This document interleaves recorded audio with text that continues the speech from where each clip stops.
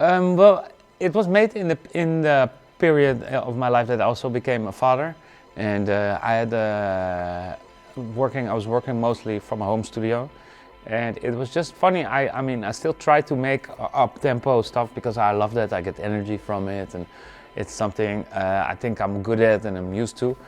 But I had this little baby growing up next to me, and then being in the studio and putting my 808 on and being like, and then seeing her just giggling and laughing, and it made me just want to search for something more, I think, subtle or fragile.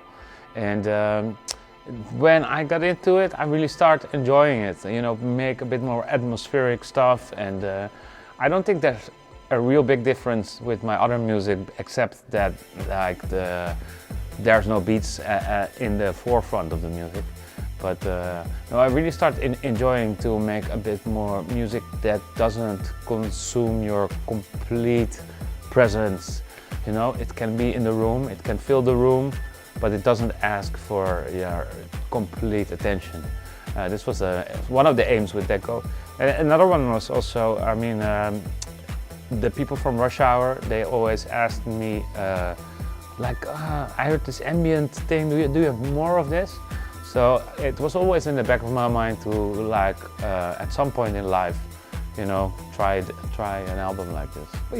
As an artist, I just want to be free to the impulses that come into my life. So if you have a phase where, for instance, there was a pandemic and you're more at home and you have a daughter and you feel more like ambient, let's do ambient.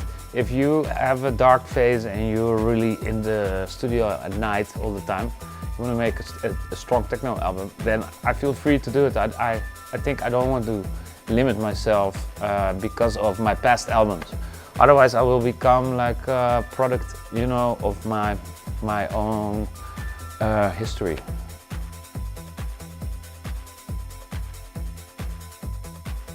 I think it always came natural to me, but also I think you have to do like any other person in life, try to stay healthy, do sport, and go to the studio sometimes at 9 in the morning to finish shit, like somebody else goes to work.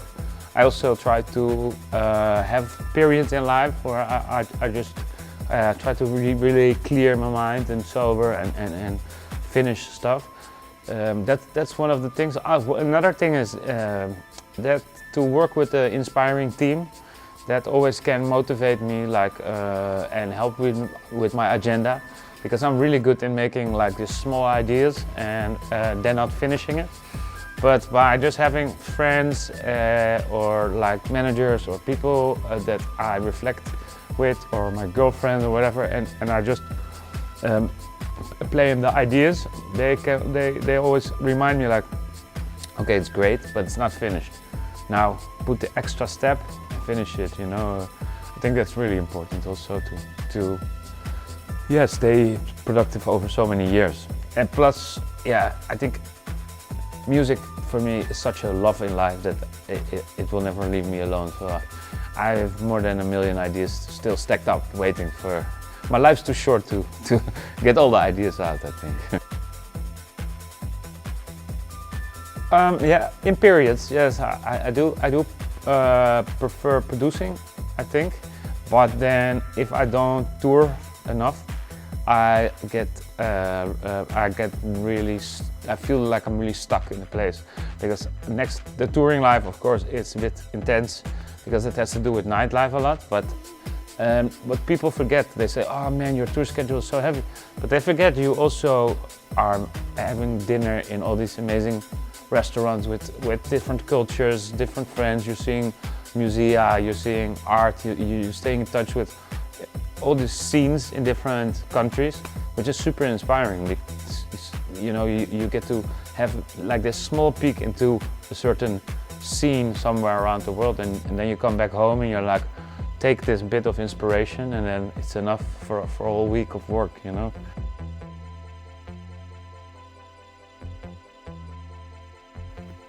It's a love and hate relation I have with it, but it means a lot, I guess, because it kick-started like a serious international career, and it also kind of set the bar for like myself in in producing, I guess, and the fact that it was picked up by so many other DJs playing it.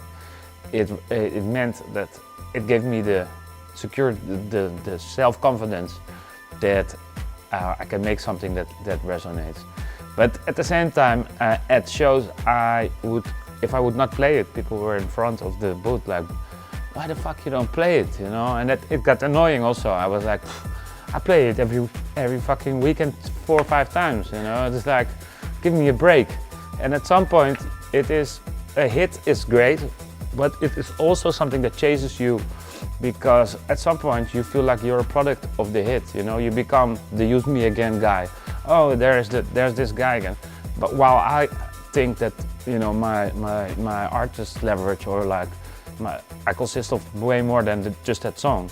But for a lot of people, I'm just the guy of that song. And so a hit is like a medal it has 2 sides, you know? It brings you places, but it also, it's putting you in the place where you also have to deliver on that one. So.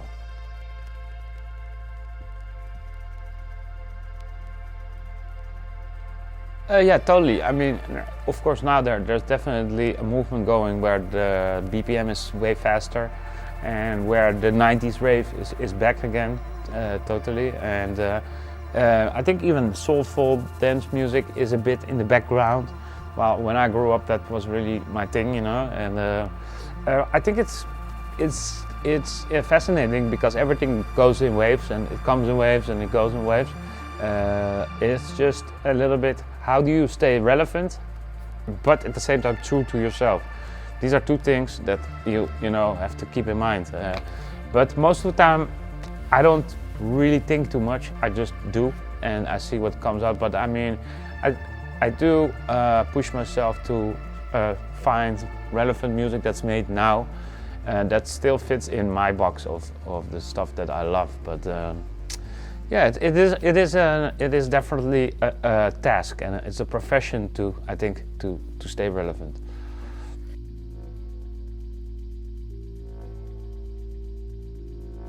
I do think so. If you are honestly touched by this conflict, if you just want to make a statement to be an aware artist, I don't know if that's the right way to go.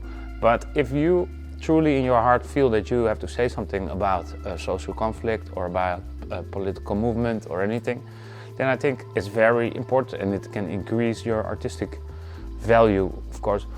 Although I prefer if you are not talking or saying too much in interviews, but if you express it to art, because art, it really communicates in different ways than just words. And so if you are touched by, let's say, something that's going on, and you can write a beautiful music piece or abstract modern ballet about it, or whatever your choice of art is, I think you can touch without being offensive. You know, because saying something about the political situation, it can be great, but it can also hurt people. And the last thing that I think that we should do is divide people, because, you know, by dividing them, we're polarizing opinions, and there will be less how do you say, brothership, you know. I think the obstacles when I started making music, the fact that you needed analog gear in a studio was the only way to make really good sounding, interesting music. And it was an obstacle at the beginning because it was quite expensive. You know, I really had to like, you know, put money aside for about a year to buy an MPC or like a Nordlit, or because I think Ableton was not there yet, and VST plugins or Logic or whatever, it was not good yet. It sounded really cheap. So that was a big obstacle that I think nowadays, man, on a laptop you can do most of it, and it can sound good because it really developed. And yeah, that was a big obstacle that was back in the days. But I mean, every time has its obstacles, but also has advantages. For me, an obstacle now versus back in the days. Back in the days, you know, DJ or produce, and once in a while you do something with press.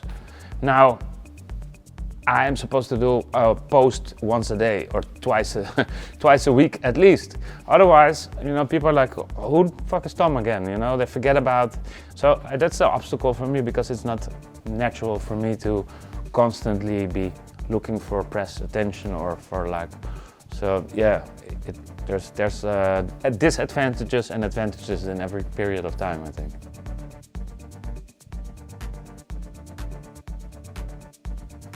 Well, I haven't used it for production, but I did use it once or not once, a few times for songwriting.